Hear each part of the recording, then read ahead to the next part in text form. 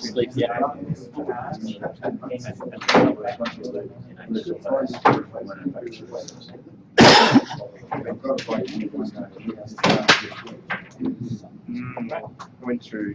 Yeah, good evening everyone. Welcome to the EV group this evening. We'll just do a bit of housekeeping before Stefan gives his talk. I've been a bit out of the loop through sickness and other things of late, so I'm just wondering if anyone could has news on past EV events that everyone might not like to know about. No? I can think of one. Of course, I went out and had a ride with Smolenaers, who are a bike group that do rides around Melbourne on the bike trails every Sunday. On those, they've got a Yahoo group, so you can join the Yahoo group. It's called Smolenaers. So I went out with them on a ride on Sunday, and we went started off in Melbourne, went into the city, or probably as far as Richmond, down the Gardens Creek track, and then up along the Yarra, up to Heidelberg, and then rode back down to Melbourne, East Melbourne railway station again. And they go out every Sunday on a different ride. Spon riders just means like spontaneous, you know, people just roll up and they go on the ride if they want to. They leave at 10 o'clock every morning. So that was interesting, and there was quite a few electric bikes there, recumbent type electric bikes as well as normal ones, and other sort of experimenters. One guy had built his own bike out of wood. It was a recumbent type bike that he just built. And yeah, it was quite an interesting ride. Is that 10 a.m. on a Saturday or a Sunday? 10 a.m. on a Sunday. So every Sunday they go out somewhere. Yeah, nice. Any other past events to catch up on? No? What about any future events? None that come to my attention, but got any others? No? Alright, has anyone been working on their cars or other electric vehicles? Have a bit of around the garages?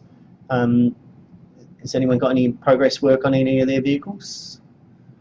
I could probably say my little car's back on the road again. I dropped the little drive motor that drives the steering pump, snapped its shaft, and it started to steering a little heavy, so went back and found one belt, and the next belt, and then after much hunting I found the pulley as well, thankfully. I got 3 items, but it had it rebuilt with a larger diameter shaft, so it's with a fault in the blades, the drive motors, the shaft, the little drive motor that spins the steering pump rather than the main motor. So have you made any alterations to it, or just replaced it the same? Basically new arm with a large diameter shaft. Larger. Cool. Right, well, that was a pretty quick around the grounds and around the garages. Now, I've just got my little cheat sheet here. Oh yes. The tool library, which I got that, which I've got through tonight. The Gripper, that's mainly. If anybody wants it, just give me a bell and I can leave it out or whatever for people to use. Don't think it still exists. And I have some more EV number plate stickers. $10 a pair this time, and profits go to the EV group. So if anyone needs the proper big road stickers for their number plates, so. Oh, wicked. Nice one. Thanks. All right. Well. Oh, more. Wicked. Actually, we're on a roll. On the topic of selling little bits and pieces, I've got a number of those electric signs that you can put on cars if people want them. I ordered them from America. Yeah, the chrome ones that I got before the series project's finished. So if people want them, I can bring them along, whack them on anything, cars or whatever. Oh, nice. I'm sorry. Stylish. Cars, though. Not internal combustion cars, no. No, not on your. Not on your ICEs. What's the significance of the stickers on the car? If you have an electric vehicle, then you need to designate it as such For what as a, purpose? I think it's, in case of an accident, then they know that they're dealing with batteries, not petrol. Registration only has the hybrid stickers that they give you. Even though it's electric, they'll give you the hybrid stickers. Yeah, they just don't supply the EV stickers. So these are made to big road specs, with the teal, blue, reflective colour EV in 25 metres. That's what it's supposed to have. Like the LPG cars or hybrids, it's supposed to have a sticker stuck on it saying what they are. The big roads, because they don't hold it supply EV ones. So we may as well just sell them to the group, and if people will do their EVs, and proudly say they've got one. Cool. If you've got one, if you've got an EV, drive it proudly. All right. Well, now we get to Stefan Smolenaers, who's a Swinburne graduate of Robotics and Mechatronics Engineering. He was co-team principal of the first Swinburne Electric SAE race car in 2010, and since then, Stefan has started his PhD at Swinburne in electric vehicles, researching advanced power and motor control of induction motors coupled with transmissions. This required Stefan to build his own motor controller, leading to the inception of InductEV, a company delivering custom motor control solutions for industry. And Stefan's own startup company that's been operating for 4 or 5 months now, and I'm sure we'll see more of it. So, Stefan, all yours. Thanks. Thank you. Firstly, I guess I have to apologise for the poor quality of the presentation this evening. You can probably tell from my slide. Didn't put probably as much effort into it as I could have, but I did want to present on a project I'm doing with Crown Coaches. We've actually got Jerome at the back there from Crown, but the project's not finished at the moment, so I thought it's probably best not to present on that yet. So instead, I'll probably just talk a little bit about what I've been up to since I last presented to the ATA. For those of you who are reasonably new members, I've presented, I think, twice before. James. Twice before, including the inaugural meeting back in 2010, back when I was co-team principal of the SAE team. Those of you might remember the blue car. Adrian was also a part of that team. But for those of you who weren't around back in 2010, I guess to recap on the project, from the competition point of view, it was just a disaster, really. There's no other way to put it. But from an education and a learning point of view, especially for myself working on the power electronics, which is what caused us so much trouble, it was actually, it was pretty good to be able to learn about it all. Obviously, it was a disappointment for the other guys on the team, the mechanical guys. It was such a small team. We only had 4 final year students, very small team, plus some helpers as well. But obviously, we tried very hard to get the car ready for the competition, and everything was ready. But unfortunately, the powertrain was what caused us grief and didn't end up working. So these components were the culprit. So this was the powertrain that we bought sort of as a plug-and-play solution.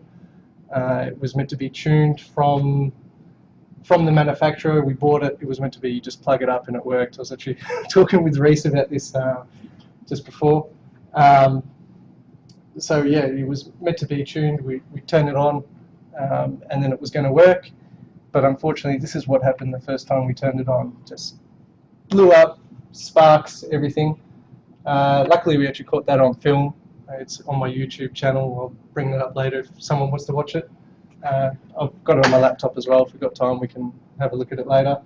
But yeah, so that was just turning it on for the first time. We weren't actually commanding it to drive. We hadn't had it in drive or no accelerator plugged in or anything. So we sent sort of photos off, as well as our schematics, to EVE, which is Electro Vehicles Europe. They're in Italy. And they looked at it and they said, look, you've done nothing wrong. Everything looks fine. The wiring was all fine. It must have been a faulty controller. But because this was about 2 weeks out from the competition, they said, you know, by the time we get it back, assess it for warranty, send you a new one, it's going to be too long. So actually we just sold one of these to someone else in Melbourne. Maybe they'd be kind enough to lend you theirs for the competition. So he gave me the contact details of Reese and Series, and we, from, you know, all these assertions from Eve that everything was going to be fine, we convinced Series to lend us their controller. So that's their controller next to ours. And then, so we plugged it up, the new Series controller, and it didn't blow up on first turn on, which was good. But because, for some reason, their one apparently wasn't tuned from the factory, even though they also bought it as a motor controller package, we had to run an auto-tune function. They sent us the sort of like the procedure to get that all done for the auto-tune. We followed it to the T. Upon auto-tuning it, it blew up, of course. But it wasn't a catastrophic failure like the one on the right. It was just one of the IGBTs blew, so one of the 6 switches within the controller blew up.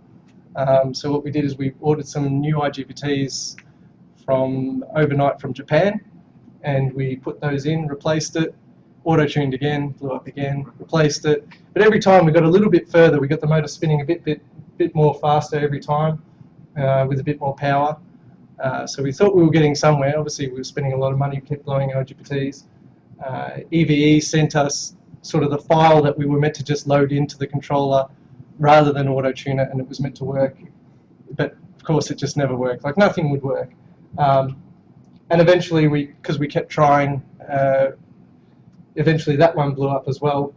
But it became apparent, like, we found out all the little sort of ins and outs of the controller. There was a lot of mechanical faults, but also a lot of faults in software. We found, I think from memory, it was if you set the maximum motor RPM to 5,000, it would blow an IGBT every time. 4,999, 5,001, any other number was fine. If you set it to 5,000, it would blow up. Stack overflow, I don't know what it was. But so after blowing up this Series controller, we actually found out that Martin from Wantirna campus, from Swinburne, was using the same controller in the Swinburne van. The difference is he was using it with the Mesdia motor. So this is a Mesdia controller with a Mesdia motor. It works fine. We were using an Eve motor, which it wasn't tuned for. So that's where all the problems came out. But we convinced Martin, we said, look, we've got some settings, we know which work. It wasn't 100%, like we couldn't run it at full power, but you know, we thought it was in a stable enough condition for the competition. I think at this point it was like the night before the competition. So we went and we got that controller off Martin as the third controller, and we put it in, took it to the competition, ran the auto-tune with what we thought were the safe settings, and sadly blew up again. So as I say, from the competition point of view, it was just a complete disaster. But throughout this whole process, the learning experience of learning so much about the motor and controller, and just motor control in general, it was just excellent from my point of view anyway. The mechanical guys won't say that. It was just a disappointment for them. But it sort of left me with an intrigue on motor control.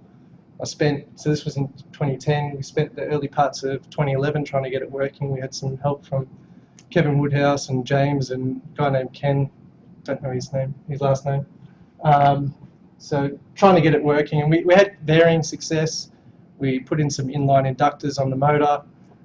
We tried all sorts of things, external capacitance, and we sort of got it working more stable, but it was never sort of in a condition where it was going to run properly, and eventually we ended up blowing up all the controllers. So we just thought, no, that's not good. We bought a tritium, and then set the motor up to tritium, and they said, what is this motor? Like, it's nothing like what you sent us, what we thought we had, and the windings were just completely different. They had sent us the wrong motor, really, or the wrong winding configuration within that case. So the whole thing was a mess. We had to then rewind the motor because the tritium couldn't handle it. It was much too low inductance for a tritium controller, so I had to get a rewind.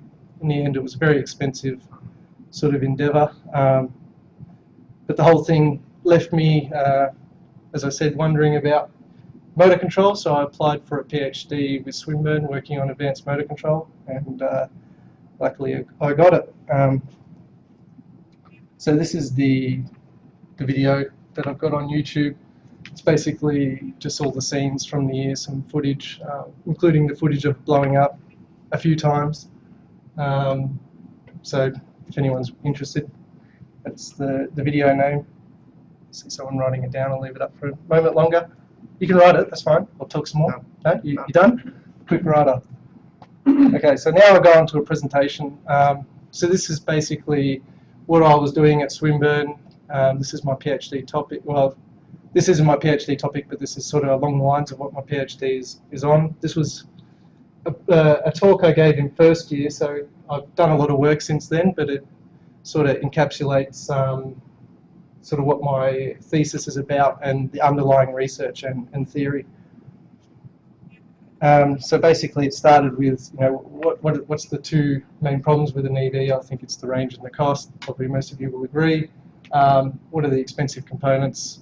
It's the batteries and motor and controller. Anyone who's done a DIY conversion will know that. I'll just try to race through this because otherwise it'll take too much time. So I looked at sort of what the OEMs are doing, and this back from 2011, but it's pretty much the same. That most of the OEMs are using a permanent magnet motor. All the hybrids also use a permanent magnet motor. And at the time, these two vehicles on the right were the only two I could find with an induction motor. And the BMW Mini E didn't even make it to market. So the problem with the permanent magnet motors is that the permanent magnet material it's a geopolitical issue, and you see a lot of the Japanese companies trying to end their reliance on the materials just because China's really playing games with them a bit, because they have such a dominance of the production. Not that they're really rare, but they're just expensive to mine, and obviously China doesn't have all the regulations that Western countries have, so they can mine it a lot cheaper. And then they impose an export quota on how much that they will actually give out to the rest of the world, which drives up prices. But also, if a company wants more than that export quota, they have to negotiate with China sort of an IP sharing in order to obtain more of the material. So a lot of the companies don't really want to give up their precious IP, so they're trying to end their reliance on it. But why is there a dominance of permanent magnet motors? Mainly because they're highly efficient across sort of all torque loadings. They've got a good constant power speed range, high power density, but unfortunately, yeah, they're very expensive because of the permanent magnet material. Induction motor, on the other hand, are highly efficient near full loading, but that efficiency drops off significantly once you get into partial loading, but they're cheap and robust. So those are the two main problems. But what we can do with an induction motor to sort of make it more competitive with the permanent magnet motor, because it's inefficient at partial loading, and say to maintain a constant velocity with a vehicle, you require a certain amount of power to overcome that aerodynamic drag and your rolling resistance. And because your torque is related to your power by your angular velocity, if you decrease your angular velocity, you can increase the torque loading and produce the same power output. So you can increase the efficiency of the motor when it's partially loaded, just by obviously slowing it down. But a lot of the vehicles, they've got a single reduction, so you have to choose that reduction wisely. But if you get too large a gear reduction, you get good acceleration, but poor efficiency, and also a poor top speed. And if you get a small gear reduction, you get slow acceleration, but good efficiency and a good top speed. So the only real answer to this solution is a multi-step transmission. So just to go through some of the, I guess, proof. This is an induction motor efficiency versus torque loading. This bottom blue line is at 1% torque loading, and you can see it's only at 30% efficient. Once you go up to 3% torque loading, you're at 55% efficiency, and the green line at 5% torque, you're already at 65% efficiency. So a reasonably small increase in torque loading there, but a massive increase in the motor efficiency. You'll also notice at below about 500 RPM, there's also an efficiency drop-off. So you need to have the speed above about 500 RPM, but you want it as low as possible in certain cases. Now, with vector control, there's other things you can do to increase the efficiency at partial loading, which is like a field weakening, and employing sort of like a flux map for maximum torque per ampere. There's plenty of different flux mappings you can use to increase the efficiency, but this is actually taking into account, you know, a few of those flux mappings. So obviously I took those same vehicles before, and none of them have a multi-step transmission. And the reason for that probably is you don't actually need the multi-step transmission for drivability. You know, the electric motor has full torque from 0 RPM, so you don't actually need it for the torque multiplication to get the car moving. However, my theory is, well, at least with the induction motor vehicles, is you need it for the efficiency. And I know the Tesla Roadster started off with a 2-speed, but they dropped it due to some complications. So in my research here, I was using a continuously variable transmission. For those of you who don't know what it is, here's an image of a pulley-driven CVT. So it differs from an automatic or a manual transmission where you have set gear ratios that you can go through, say 6 gear ratios that you go through. Whereas with a CVT, you've got your minimum gear ratio that you can have, say and your maximum, and you can have any gear ratio in between as well. So it's continuously varying. So it's got many benefits there listed in green, but unfortunately it's inefficient. So any increase in the motor efficiency will have to outweigh this transmission inefficiency. Can you explain what's changing there? It's a pretty animation, but struggling just to see what's happening. Are the cones being closed up? Yeah, they're closing in. So this one, it's fully open, and that's it fully closed. So basically what you're changing is the rolling resistance ratio, rolling radius ratio between the driving and the output pulley. It uses the sides of the belts then, yeah, presumably, not the face. This is a very primitive sort of type. You'll find this sort of in a scooter. In a car, you normally have a metal belt, and it doesn't. This will actually work from, I think it's friction and tension in the belt, whereas a metal belt works by pushing the belt. So this works by pulling the belt. Metal belt works by pushing belt, and the compression in the belt. So the aim of my theory was to compare each of 2 vehicles, the Mini E and the Tesla Roadster, with and without a CVT in it. So this is sort of the model I developed. I won't go too much into that. This will speak a little bit about this. So you can see in each of the cases, the CVT equipped vehicle is 100 kilos heavier than the other one. And I guess what else is the drivetrain efficiency of the single speed I put at 98%, which is quite generous. And the CVT equipped one I put at 88%, which is actually quite low. So big difference in drivetrain efficiency, and also you've got increased weight. So obviously the CVT equipped vehicle's at a disadvantage here.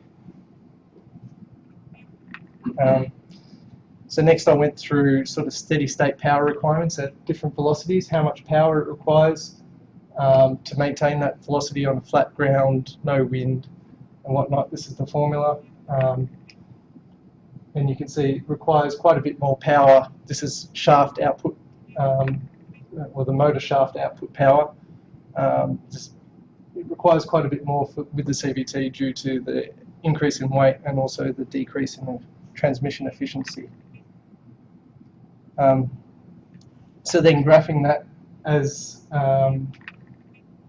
sort of this is the output of the motor shaft and overall efficiency. So when I say overall efficiency, I'm talking about battery to wheel efficiency, not just efficiency of the motor or of the driveline. So the battery to wheel efficiency. And we'll start with the one on the left. So that's the Mini E vehicle. You can see at below about 20 kilometers per hour, it's more efficient having a CVT. And anything above that, it requires so much power, well not so much power, but you're not partially loading your motor anymore, therefore you can't really increase the efficiency to an overall benefit for the vehicle. Whereas on the right, for the Tesla Roadster, because it's so aerodynamic, you're partially loading the motor throughout pretty much all speed, so therefore having the CVT is very beneficial. Also with the Roadster, because it's a sporty vehicle, it's got a big motor, so you can obviously get high acceleration and high top speed, but that also means that it's much easier to partially load the motor because it's so big and it's got so much potential. So with the Tesla, you get a 13.7% efficiency gain at 40 kilometers per hour. So just to go into some of the math behind that, you can see at 40 kilometers an hour, the input power required without the CVT was 1.6 kilowatts, whereas with the CVT it needed to produce 1.9 kilowatts, the motor. However, the efficiency of the motor went from 59% to 80%, so therefore you ended up with an overall efficiency gain. Even though you had to produce more power, you produced that more power more efficiently.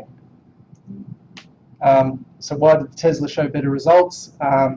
Mainly because it was more aerodynamic, and also because it had a bigger motor. So the motor actually had more potential, so therefore you were partially using it even less. So CVT is better as your EV becomes lighter and more aerodynamic. Okay, so now into deceleration. You'll see that having a CVT across all deceleration rates is beneficial. And this is because, remember, the vehicle was 100 kilos heavier, so that was obviously a detriment when accelerating the vehicle, but now we're decelerating it. It's actually got a higher kinetic energy, so you've got more energy to recover. Also, because you've got the CVT, you can do your mechanical advantage. You can change your gear, and well, you can change your torque ratio, and you can provide more negative torque at the wheels, and therefore you're satisfying the driver's deceleration requirements, and you have to spend less energy just in the brakes to get that deceleration rate. So then going over an entire drive cycle, this is the FTP 75 drive cycle. So pretty much in conclusion, the BMW only got a 1.3% increase in efficiency. It's not really worthwhile, but the Tesla Roadster got a 9% increase in overall efficiency, which is good. You can see that during the acceleration and cruise aspects of the cycle, it's not that much more beneficial, especially because when you're accelerating, obviously you're utilizing the motor, therefore the CVT actually becomes a hindrance. Whereas when you're regenerative braking, obviously, with as I said, the extra energy and the higher negative torque at the wheels means you can satisfy the deceleration and you actually get more braking.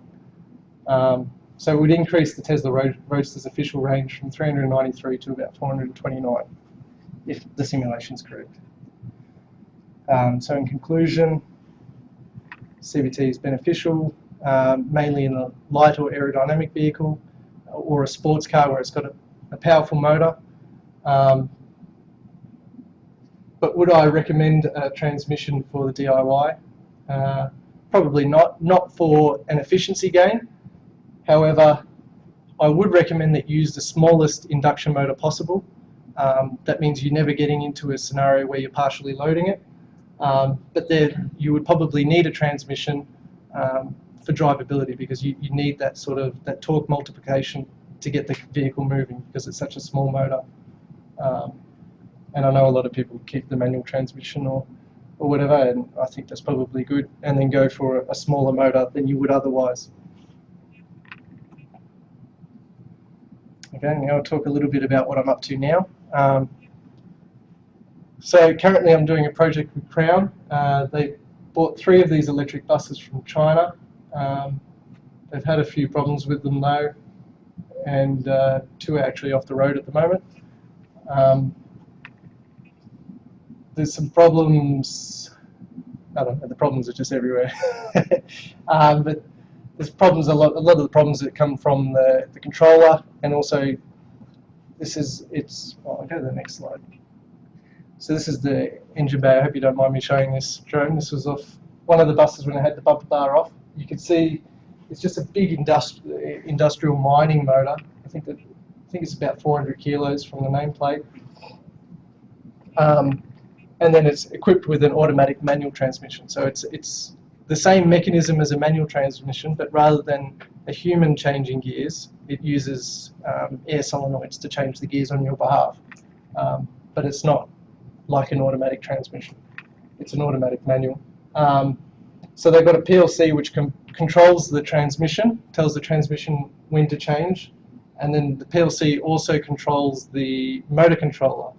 And this sort of turned out to be a pretty unreliable system. What's a PLC?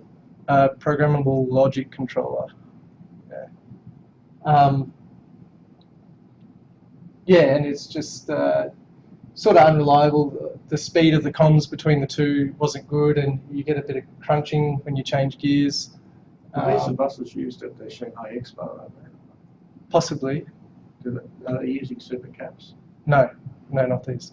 But they are from China. They had a pantograph on there. Yeah, no, it's not this one. I know the one you're talking about.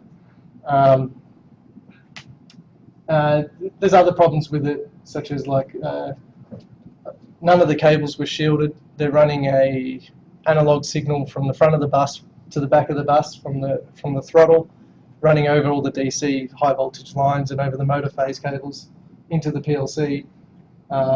You know, this is a long stretch from the front of the bus to the back with no shielding, and of course you're going to get problems with doing stuff like that. So, I mean, it's very noticeable where they've just tried to save money, and also where it's just poor design.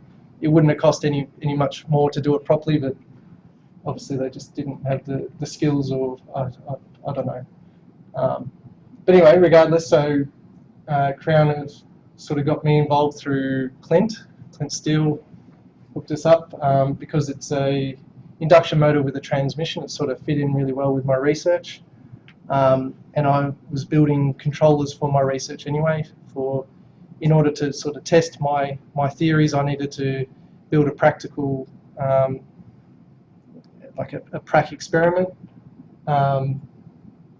So I built a few controllers. So Crown asked if I could make sort of a custom controller for the bus. What's the existing technology? Is it in Chinese? Or is yeah, it's all Chinese, yeah. So basically the controller that came out of it was this size, and I've replaced it with a controller, you know, much smaller. You can see the controller's right up there at the back. This is one of the buses that I'm not working on at the moment. Anyway, yeah, so then I had to, I started up the company InductEV to sort of facilitate that contract.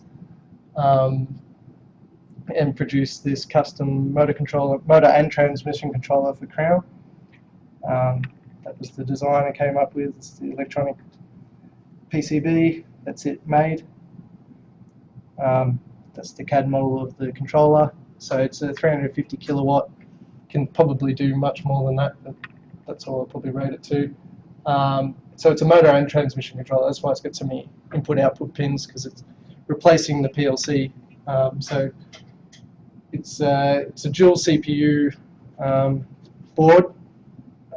So one's pretty much controlling. It's got like a mathematical model of the system, and works out what the current efficiency is and whether or not it'd be more efficient to change gear or not. And then that side of the board actually then changes the gear and tells the motor control side of the board sort of how fast to spin the motor and with what flux. Pardon? Flux vector control. Yeah, yes, yeah. Yeah, it's a sort of a hybrid between direct torque control and field-oriented control, with a few other models on there like MRAS and whatnot. And there's some pictures of the controller in the bus. I actually just took these today, so they're pretty dark. That's how it was today. I just came from there. And that's the picture of the bus. We actually got it up on the hoist at the moment. I've got the back wheels free, and I've just been sort of trying to tune the motor and tune changing gears. Obviously there's a bit involved in being able to change the gears on the fly, and still sort of working on that. Alright, so this is something I'll just put in last minute. Just thinking, I'll have, at the end of this project, I'm going to have a controller. I've also built, I need it for my PhD, and it's pretty easy to sort of replicate this sort of thing. So I'm just putting it out there, just thinking, it'd be pretty easy to make like a small and cheaper controller for the DIY scene, sort of with the goal to produce a very cheap, I mean, you can't get an AC controller under $6,000 these days. They're very expensive. But this would be just a small one, 150 kilowatts or so, that could be used with a junkyard motor. So I've got a few of them. I mean, induction motors are so common. Industry uses millions of them. You can just go to a junkyard and pick up one for $100 or whatever. And then either you could overclock it, which means you just open it up and you change around the windings, put some of the windings in parallel, which reduces its voltage, which means you can overspeed it and put more current into it, increasing its power. Or you could just do a DIY rewind. This is a picture from a guys on the AEVA forum. Some of you might have seen the thread. He bought that motor for $85 and spent $200 worth of copper. And from tritium, the rule of thumb is you just times the nominal power rating by 10 to get its peak.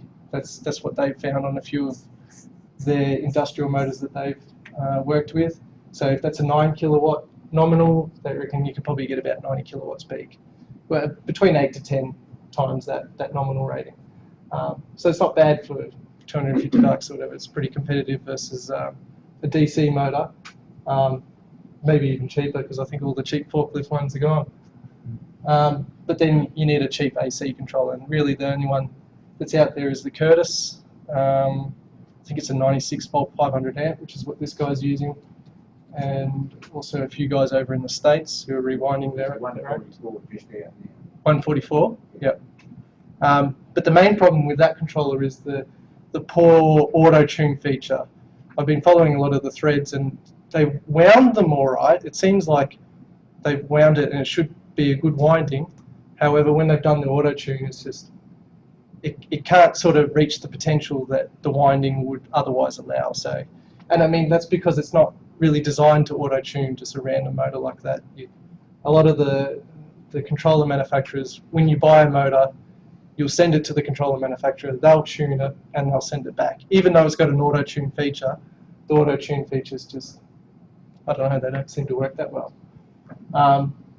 But with this controller, the whole theory would be to make that auto-tune better, specifically for using with a junkyard motor like this. And another big thing, I guess, would be to make it sensorless, which the controller currently is, which means, I mean, you'd spend $200 on an encoder, so you don't want to put $200 encoder on an $85 motor. So,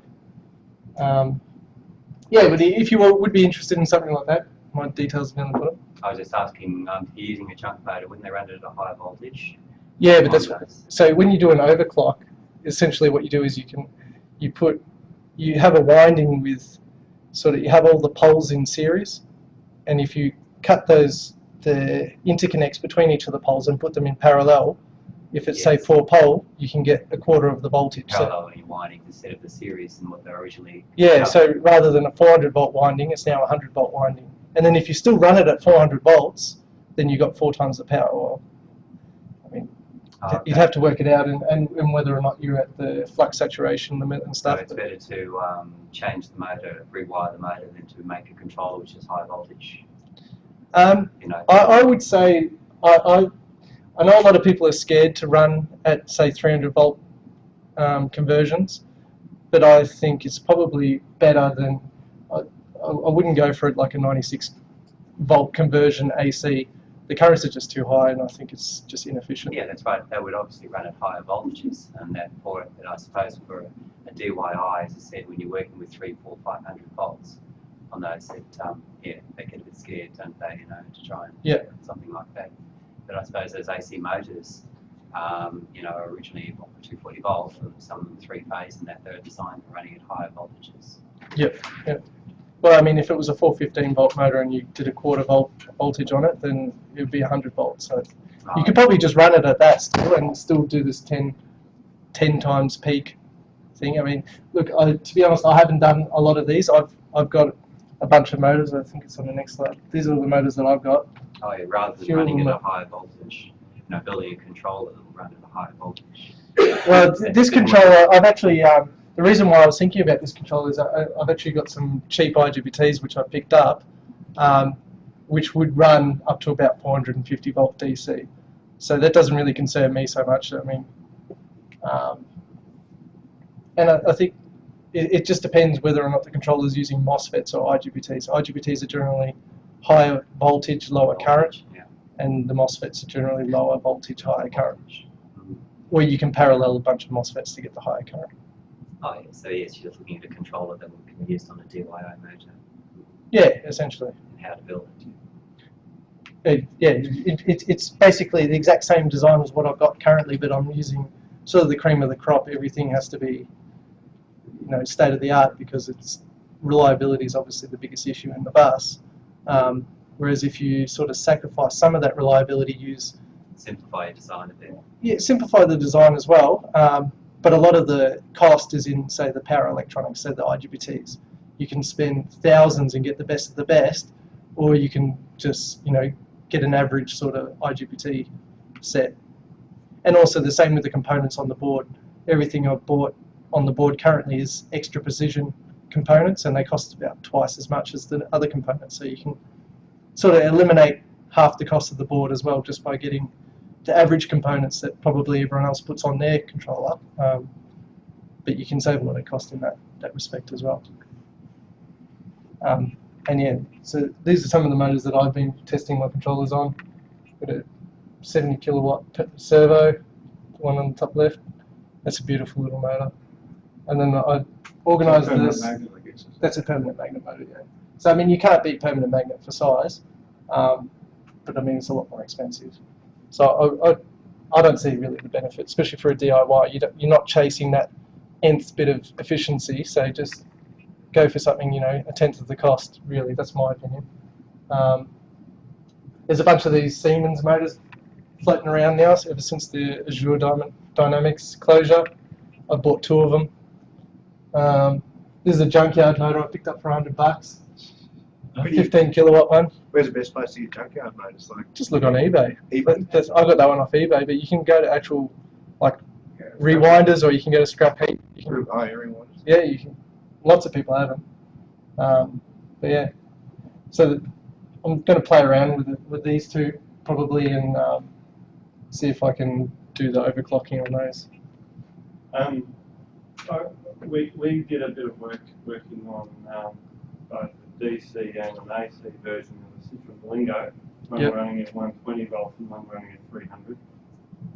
And I categorically say the 300 volt car it just beats the other one in every possible way. Heat, efficiency, things don't. We used to open the bonnet in the old one, and you just get this way that sort of it smelled like things were burning in there after every trip. So it did. Well, towards the beginning, it smelled like that. Well, it's not just the heat that it gives off. Also, you're looking at extra EMI. You're looking at all sorts of problems. So I would just, in my opinion, go with a high voltage if you feel safe to do so. The only problem which Bryce will back me up on is that you need a fair bit of extra electrical experience to be able to work on that stuff. Yeah, and a lot of caution and safety. I can tell you it's a lot better.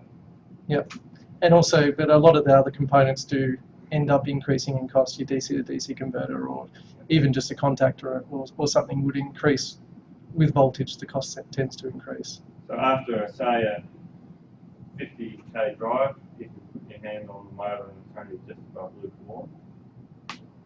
That's partly because of the water cooling, partly because of the voltage is being played on. Yeah. Much lower currents. Yeah. Yeah, I think that's it. I'll just leave it on that for my contact details, I guess. But any questions? Sorry again for the poor presentation. I didn't really prepare. What size was your control that you're making? 350 kilowatts. AC or DC? AC. So this controller, well, this one that's installed, is for this big mining motor. So that's 200 kilowatt rated. Like on the motor, it's rated at 200 kilowatts. So if you overclock that, you're looking at a lot more than that. It's a big one. Yeah. And actually, you can't even measure the phase resistance. Like you put your thing to measure the resistance, and it's the same as if you just touch the leads together like this. It's just a dead short every time I turn on one of the switches. So It's windings not just so thick. yeah, or just so many in hand. James? When you embarked on your CVT analysis, Yeah. did you have a maximum theoretical gain in mind, or did you just go for it and see what you got? Like, Yeah, I just went for it. I just went for it. I mean, is there a theoretical benefit? Like, is there mathematics to back up the fact that it is better? Yeah, well, I mean, that's a very basic theoretical analysis, because it doesn't, you want to really take into account sort of a moving efficiency depending, because a CVT efficiency depends on the actual torque loading as well. It's much like the induction motor. In light torque loading, it's actually very inefficient because you spend you get a lot of frictional losses by clamping of the belt. So you do this thing called overclamping, because when you get belt slipping, you actually damage the CVT. So even though you don't have much torque loading on there, they still over tighten the belt just in case there's any road noise or someone slams on the brakes or whatever. They can't have a scenario where the belt will slip. So they over tighten it, and therefore you lose, as a proportion of torque transfer, you lose a lot more. So the efficiency goes down with light torque loading. But if you didn't use the belt, if there was another theoretical mechanism to do CVT, could it potentially be really high, a big gain? It could, yeah, it could be much higher. I mean, but actually with one of my second papers, it worked on actually modifying the CVT specifically for an EV use. So you've got things in the CVT which are no longer required, and one of the things that saves on efficiency the most is that overclamping. Because the internal combustion engine has so much rotational inertia, any change in road noise, like if you get all of a sudden a jerk from the road, you can't change the motor RPM quickly because it's got so much inertia, and that's why you get the slippage, and that's why you have to overclamp. However, with, say, an induction motor, because the rotor inertia is so much lower, you don't actually need to overclamp as much, so therefore you save on efficiency. And there's a few other things, like you can take out the reverse clutch, and you can also, obviously, internal combustion engine needs to idle, so you've got another clutch in there. And there's lots of stuff you can take out and simplify the CVT. But there's different types of CVTs as well. It's not just belt. There's toroidal, I think it is, which is two sort of conical surfaces which touch on each other. I thought the Prius had a form of orbital gear system that was... Yeah, they call that an eCVT. So basically, it's a planetary gear set and then a separate motor which sort of acts on, I think, the sun or the ring of the planetary gear set, and together those two can provide any sort of gear ratio, but with, yeah, it's not a CVT. So it's using a motor and a planetary gear set to act like a CVT. Looks like a duck, isn't it? A duck. It doesn't do an adequate job. Priuses are on the road. Yeah, it does. It's very complicated though. It's not relying on friction, is it? Like the CVT. No, it doesn't. There's no slippage at all. I've owned one since 2000. No, because it's actually meshing gears, and it actually, because it's planetary gear. Electrically controlled transmission. Yeah. The motor goes in reverse or revolves. Yeah, and the benefit of that is also you've got two motors at your disposal. So I guess you could use, I think they use one for regenerative braking and the other for acceleration. Not quite up to date with their theory. MG1 and MG2, yeah, I've looked at it before, but many years ago. How scalable is your 350 kilowatt controller? Like, it would be adaptable to an electric vehicle, car rather than a bus? Well, yeah, it would. It's obviously a very expensive one though, because it's cream of the crop. But yeah, you could put it in anything. Yeah, It's handling transmission things that you wouldn't necessarily have to worry about. Yeah, you just wouldn't plug up to that, I guess. One of the plugs is for power and CAN input and whatnot, and the other one's for transmission control. You haven't thought about redesigning it for a car? I have, but I don't think anyone wants to spend that much for a car, so probably come out with a cheaper model which uses cheaper components Yeah, that's what I mean. and redesign for that. Yeah, but that's what this whole last slide was about. Yeah, and then reducing it to about 150 kilowatts rather than 350 kilowatts, and specifically doing a tune for junkyard motors, essentially, like a comprehensive auto tune. I guess, which is sort of hard to find these days in a. Like, you mean like an auto tune that works? Yeah, From what you were exactly. saying. Yeah. I mean, that was one good thing about that is I studied their controller over and over. I worked out sort of everything that was wrong with it, which I thought was wrong with it anyway, where it can be improved. Yeah, to make an auto tune that would work and pick different motors and be able to tune to them. Yeah, yeah. Have you got any idea why the original controllers you were playing blew up? I think it's because of that. The input parameters we were putting for that motor, because it's not a comprehensive auto tune. You have to still put in, this is my motor, now tune it. And because we didn't actually get the windings, which they sent us the wrong version, we ordered a 288 volt motor and we ended up with a 96 volt motor. So we were always putting in 288 volts, 400 amps or whatever, but it was just the complete wrong windings. So it was just doing nonsense. It's rather current problems, wasn't it? I don't know what it was doing, but it.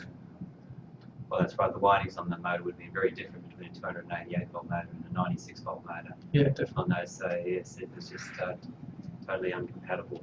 Yeah, and we did get some success with putting inductors in there, but yeah, no. I think if you're giving it the wrong information, Yeah, it's just just the going to be wrong wrong. Yeah, and to be honest, I don't really like the whole how many volts is this motor sort of analysis, because you can run any motor at any voltage An really. AC motor it is, isn't it? Yeah, it's just a winding, isn't it? Yeah, exactly. And how much voltage you want to put into it should be up to the controller. It should just keep putting it in. Is this still running efficiently, or am I saturating, or what's the condition? It should be able to work that out. That's my view. That's the way I do it. Any other questions?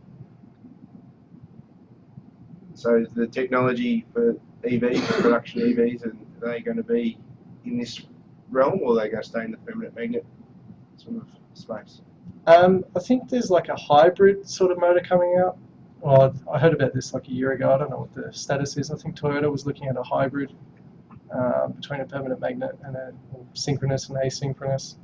Don't know how it works. But I mean, Tesla's a big advocate for induction motor. They would never go to permanent magnet. And I mean, they're getting good success out of it as well. Yeah, I don't know. That's up to industry, whether or not they want to stay with permanent magnet. I mean, it's very attractive because it is so easy to use. It's just got the high efficiency across the whole rev range and the whole, pretty much all torque loading, and it's got a really good power density. You can have a really small motor for a really high power. So, I mean, it's always going to have its sort of position in high-end cars and sort of race vehicles. But I think for, cheaper cars like commuter car, you can get away with an induction motor with the right sort of precautions. So the Roadster motor is not actually that big, really, what they're getting out of it. No, it's just meant to be the size of a watermelon or something, they keep saying. But I mean, when I'm talking about size, I'm saying it's 220 kilowatts or something rated, so obviously it's got some pretty beefy windings in there, and it's wound for power, not for efficiency or anything. My problem with junkyard motors is they're wrapped up in a fair amount of cast iron. That's a lot of weight. Well, this one's actually an aluminium frame. Yeah, you can get an aluminium frame. One of mine's aluminium actually too. This one at the front, that's an aluminium. So this one weighs about half of that, even though it's, well, that one's actually bigger, but yeah. The cast iron ones are pretty heavy. I think this one's like 90 kilos or something, and this one's about 60. Which is still pretty heavy, but I think it's probably lighter than internal combustion engine. The only problem is these frame sizes are getting pretty big, like 132. It's quite a big frame actually. You can tell versus the Siemens, it's quite a bit bigger. It's also closer in the frame as well. It's not that much bigger, but a little bit bigger. Are they using a square rotor in that one, aren't they? Yeah, that's right. What sort of prices would those motors sort of be on? Brand new. Okay. Well, I don't actually know. I'd have to guess. The black one, I'd say a couple of thousand, maybe 4,000. I don't know. This Siemens, I bought it for 2,000 from the group buy. I did a group buy on the AEVA forum. I brought in 10 of those. 7.5 kilowatt. No, the 100 kilowatt Siemens. High. They're going, I think Jack Rickard's got them from EVTV for 2,500 to 2,000 US. If you organise a group buy, obviously you get a better price. And these, like, I wouldn't buy these new. I would just go to a junkyard. It's pretty hard to kill an induction motor. Like, even this one, it's really old. I forget what the, well, it's not really old, but it's like 92 or something. And you open it up, it looks brand new. Like, it's pretty hard to sort of ruin an induction motor, unless they, especially sort of when you're just running it off the line. It's only when they stop-start it a lot, that's when it gets its sort of biggest work out, because you get the inrush current. But apart from that, when it's just running, they actually run pretty cool. They rate them very conservatively, and when you run them off the line at 60 hertz, they're not getting the work out really. I mean, they're designed to run 24 hours a day for 40 years, really. What frequency would they run up to? I don't know. It's for testing. They're designed for 50 or 60 hertz. Well, I've run them much faster, but the problem is you get into balance, like rotor balance issues. So I mean, if you actually balance the rotor, you could run it a lot quicker. I mean, it's 4 poles rated at what, like 1,400 RPM. I've run this one up to 6,000, no problem. Goes pretty well. Other questions? Any more questions? Oh.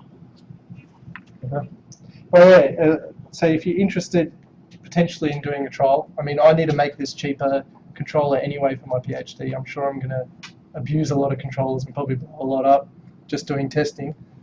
So I'm developing it anyway. If you've got a conversion coming up, potentially we can work something out. Give me a deposit for the hardware, and you can borrow it, and at the end you can give it back and I'll give you a deposit back, or you can keep it for the deposit, or whatever. But yeah, as long as you give me the sort of data back, that's what I'm after really. Some feedback and some data, and it would help me with my research actually, so we'll scratch each other's backs. Yeah, so if you've got a conversion coming up that you want to do AC, let me know and work something out. Thanks. Oh.